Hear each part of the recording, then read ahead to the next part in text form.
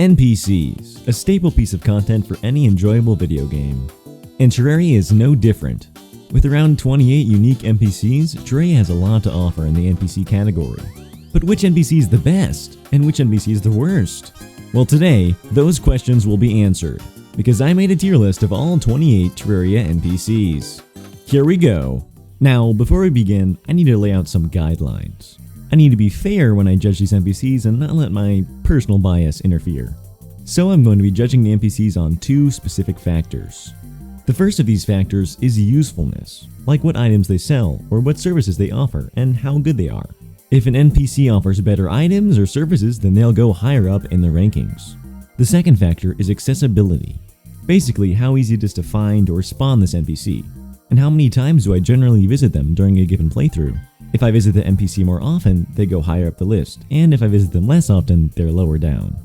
But yeah, that's pretty much how the list is gonna go. But remember, this is just my list. If you don't like how the list turned out, then comment below an angry comment, it helps the video. Anyways, here we go with number 28.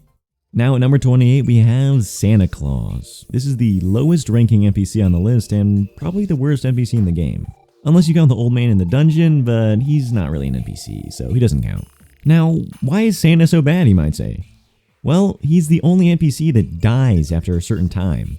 Like, you can only meet him through a couple of days in December, and for one day after you beat the Frost Moon. But he's barely around. I hardly ever talk to Santa at all, and I bet some of you out there haven't even met him yet. Plus, if you look at his shop, all he sells is Christmas-themed items like ornaments and a tree. It's not even very good. Sorry, Santa, but you're the worst. Moving on to number 27. Now, this character might be a slightly controversial pick for the second to worst spot. Number 27 is the Princess. I'm sorry, Princess fans, but she's only available after every other NPC has moved in, which is like a lot, dude. To get that far in the game, it's a really long time, so you might think she sells some really cool, crazy stuff. But no, she just sells vanity, and like a potted plant or something. In terms of usefulness and accessibility, she's just not there. Sorry, Princess. Moving on to number 26, the Stylist. Now the Stylist is a pretty straightforward NPC. All she does is sell hair dyes and cut your hair. I personally barely ever visit her because I have the same hair for the whole game. Plus having to find her in a spider cave is a pain, so I usually skip her altogether. Next up is number 25, the Pirate. Now I love pirates as much as the next guy, but this pirate is pretty lame. He only sells a handful of items, and the cannon is cool, but it's pretty limited. And I know he sells the bunny cannon later on, which is also cool, but also pretty limited. I usually tend to buy the cannon one time, shoot it off a couple times, and then never use it again. The pirate is another NPC that just doesn't have a lot to offer. Next up is number 24, the Golfer. Now, I don't know about you guys, but I'm not really into golf. I mean, it's cool, but I've only really played it like twice. And of course, the Golfer sells golf items, so, I mean, he's not very good. The reason he's up above the other NPCs is because he sells the golf cart, which is a cool amount, you know, golf carts are cool. And also because he sells the lawnmower, and that's a pretty neat item, you know, it's pretty cool. Next up is number 23, Party Girl. Now the Party Girl is a pretty cool NPC. I like all the, party items that she sells, like the lava lamp, and the confetti gun, and the smoke bomb. Those are all really cool. But her spawn conditions are pretty rare, only a 1 in 40 chance every day after you have 14 NPCs moved in. So I don't find myself often talking to her. She's higher above the other NPCs because she sells the pogo stick, which is a dope item. All around, a pretty good NPC. Next up is number 22, the Painter. He sells paint. If it wasn't for this latest update, he probably would be lower down the list because he's not very interesting. I'm personally not a builder, so I don't really find paint very useful. And I don't know about you guys, but I never use paint in a regular playthrough. However, Terraria just added that new invisible paint, which bumps him up a few places. Also, the paintball gun is cool. Here we are at number 21, the Guide. Now I know what I said before about not being biased, but this entry may have a tiny bit of bias in it, maybe just a little. The Guide, everyone loves the Guide, right guys? As a relatively forgetful Terraria player, the Guide is very useful to me as I constantly visit him for recipes, especially in modded Terraria. And I know there's Terraria Wiki and all that stuff, but still, when you're in the game, come on. Especially when people are playing on console and they can't just, go to another tab and look up the Terraria Wiki. Also, you can't technically beat the game without the Guide, so that's why he's this high on the list. Definitely not because I'm biased and I think the Guide is cool. Moving on, number 20, the Dye Trader. Now, the Dye Trader is relatively easy to move in. All you need to do is find a bush, and his dyes are great vanity items, plus they sell for a good amount of money. He's a nice, decent, all-around NPC. Number 19, the Tax Collector. He just gives you money. I mean, it's not bad, but it doesn't really do anything else. Just slightly better than the Die Trader. I mean, they're pretty much interchangeable. Next up is number 18, the Druid. Now, the Druid does the helpful job of telling you how corrupted your world is. She also sells you seeds, which are pretty good, not bad. And she sells you purification powder, which you can't actually get the Tax Collector without. Plus, she has that nice swirly green leaf buff thingy, which is pretty helpful in boss fights. All around a solid NPC. Next up is number 17, the Cyborg. The Cyborg sells you rockets, mines, and a mine launcher, which are all super dope. He also sells a couple of techie vanity items. Because of the destroying tile rockets being so useful for clearing out areas, and the Cyborg being pretty much the only way to access them, he gets a great spot on this list. Next up is number 16, Clothier. The Clothier sells you the drip. I mean, he's got it all. The white tuxedo, the fallen tuxedo, the solar cultist outfit, the clown pants. Now, cool vanity items aside, he also sells the familiar wig, which is my favorite head accessory in the game. Maybe a little bit of bias, but I think he deserves a spot. Next up is number 15, the Skeleton Merchant. Now, the Skeleton Merchant might be sorta hard to find, but he sells some great items like those yo-yo accessories and that light pet, which is super cool. But I'm gonna be honest, I don't really use yo-yos, but for the sake of those yo-yo fans out there, I'm putting him at this spot. Not bad. Next up is number 14, the Merchant. Now, the Merchant is a staple, a classic Terraria NPC.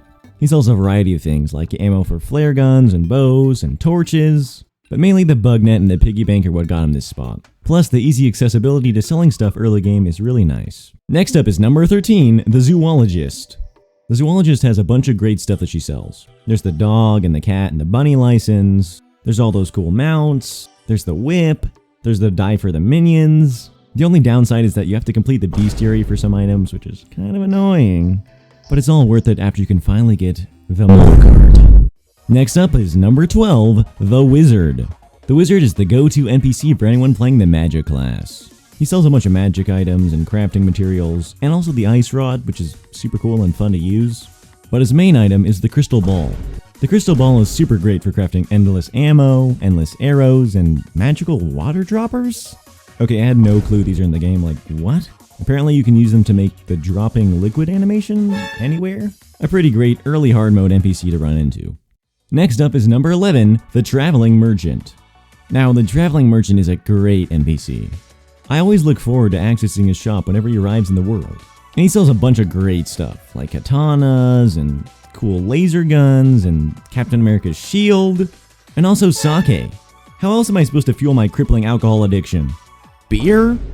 Number 10 is the Angler. Now, the Angler gives you a bunch of really great loot, like the Endless Water Bucket and the Endless Honey Bucket. But the fishing quests suck. So much so that I don't think I've ever completed more than 3. So he's not going any higher than number 10. You're lucky you have all those sponges and buckets back there, Angler. Here's number 9, the Truffle. Now, the Truffle's a cool dude. He's a talking mushroom that moves into your mushroom house. He only sells a couple of items, but the ones that he does sell are really great. Mainly the Shroomite Hammering Station, or whatever it's called, which helps you make Shroomite Bar. Not that I've ever used Shroomite Bar or worn Shroomite Armor, but the Shroomite Digging Claw is super cool, so number 9.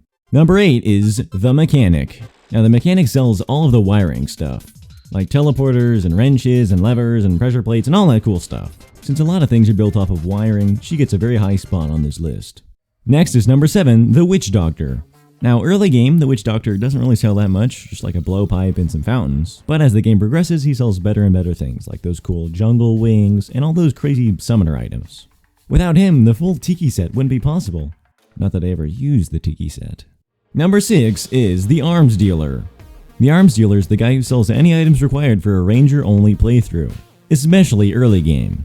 Without him, there's no reliable way to get ammo, so he gets a fairly high spot on the list.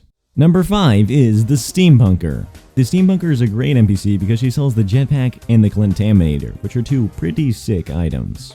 Also, apparently the Teleporter, so yeah. Number 4, the Tavernkeep. And the Tavernkeep is probably one of the most influential NPCs in the game. That would be because he adds the entire Old One's Army event, and a very long line of turrets and sets of armor. Without his high defense armor, I probably couldn't have beaten the Moonlord with only a flare gun. But because he sells beer instead of sake, he's not going any higher. Number 3, the Demolitionist. The Demolitionist is a great NPC.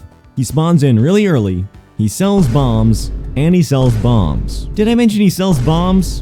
Bombs and dynamite are great for mining, especially if you're a lazy bum like me. How else am I supposed to mine this giant meteor? With a pickaxe? He also sells grenades, which do a bunch of damage and can make you kill yourself in hilarious ways. One of my personal favorite NPCs. Very deserving of the number 3 spot. Number 2, the nurse. Now, if you're a noob like me, you're constantly going to the nurse. I played this game for 1,000 hours, and I'm still constantly healing at the nurse every time I fight a boss. Plus, she makes it so easy to cheese boss fights in multiplayer, which we do very often on our Playing with Viewers streams. But yeah, a great NPC and one that I visit a lot of times. However, she's not as good as the number 1 NPC, the Goblin Tinkerer. Now, I know the Goblin Tinkerer is annoying, and he's super greedy and he takes all your money. I don't like him as much as the next Terraria fan.